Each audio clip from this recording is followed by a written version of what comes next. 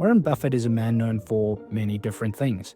Absolutely crushing the market with his investment returns for decades, living out in the same normal house in Omaha for most of his life despite being worth billions, and an insatiable coke addiction.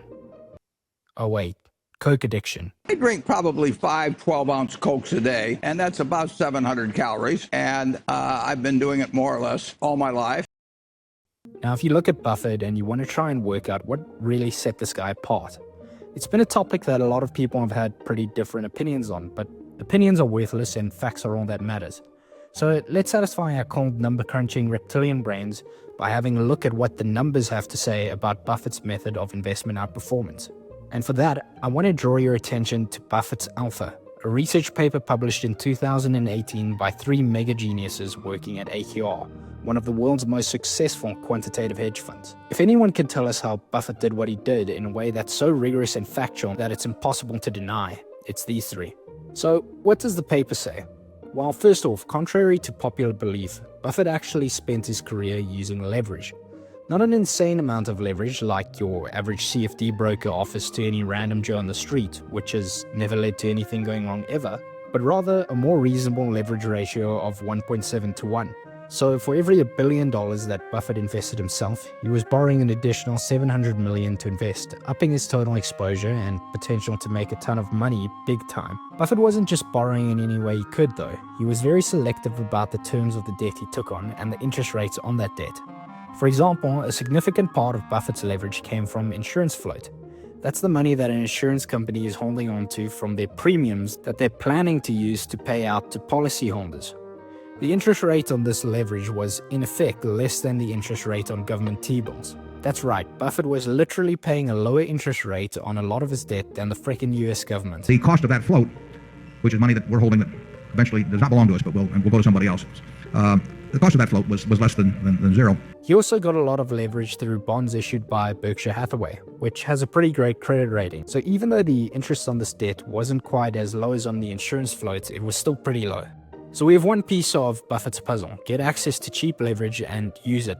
Nothing crazy, but enough to juice your returns into making you the greatest investor of all time. Now we just have the little matter of working out what Buffett actually invested his money into, turn every $1 invested in Berkshire in 1976 into over $8,000 today.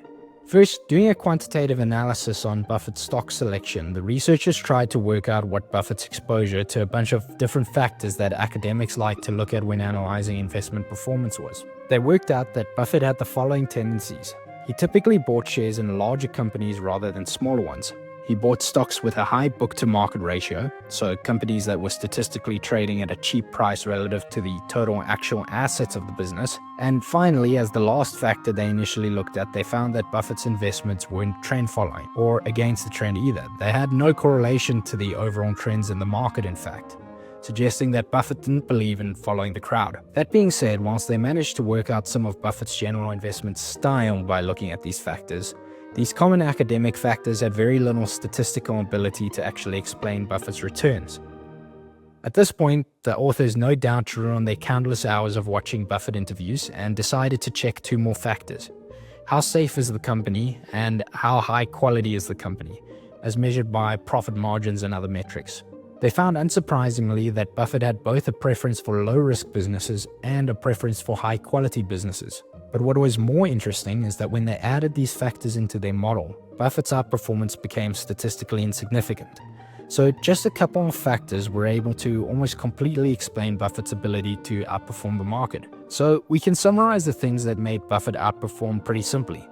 He bought large, low-risk, high-quality and cheap companies relative to their asset bases, whilst ignoring momentum and trends in the market. So who knew all this time it wasn't some super sophisticated secret strategy, but just that Buffett had been doing exactly what he'd been telling everyone he was doing and applying a little bit of leverage on the side. If we think about why this would have worked, it kinda does make some sense. When you're using leverage to get better investment returns, your biggest concern is usually that you lose all your money in a crash, your broker liquidates your assets, your wife leaves you, and you have to declare bankruptcy, absolutely ruining your life. For a couple of years at least, until you decide to do it all over again. But by investing in large, low-risk, high-quality companies trading close to book value, you can protect yourself quite a bit from that worst-case scenario, while still getting the benefits of leverage. Now, I know you're all thinking that you're probably about to get rich investing on these simple principles, but unfortunately, it's not that simple. Probably. Markets become more and more competitive over time, with better investors with better technology constantly sniffing out any buying opportunities and pushing the prices of those businesses up until they're not cheap anymore. So it's possible that even though during Buffett's lifetime this strategy worked well, it'll work much less going into the future, since today this information on how Buffett did what he did is well known and freely available to investors. This means that it's possible that investors have already bought up the stocks that fit the criteria which Buffett invested on, leaving the price too high for there to still be an opportunity for you. Even Buffett has struggled to outperform like he used to. Maybe because Berkshire is worth about $1 trillion today, meaning that it's so big that he can only invest in really big businesses. Small ones don't move the needle anymore. I would wager though that Buffett's performance issues in recent times are at least in part because the techniques that brought Buffett such great success aren't working as well as they used to because of the market becoming more competitive and catching on to these strategies. Anyway, whatever you think of how effective this investment strategy is going to be going forward, there's one more very important strategy that you need to follow if you want to make investment returns like Buffett. In fact, this tip is probably the most important piece of advice of them all. Picture this, you're a young investor who's had a pretty successful career so far. You marry a girl you love, but after a couple of years she moves away to start a singing career. You two still like each other, but you're no longer together. You have two options, the normal route or the Buffett route. The normal route consists of getting a divorce, giving away probably half of your stocks. Obviously, as the future world's most legendary investor, Buffett couldn't let this happen. So what did he do? Well, he stayed married to his current wife, who somehow introduced him to another woman to date since she was going to be away. He then spent the next 30 years of his life with her and proceeded to outlive his original wife. This completely avoided all of the financial complications of a divorce, and he only remarried post her passing, keeping all of his stocks. Instant 50% crash averted. Never get divorced.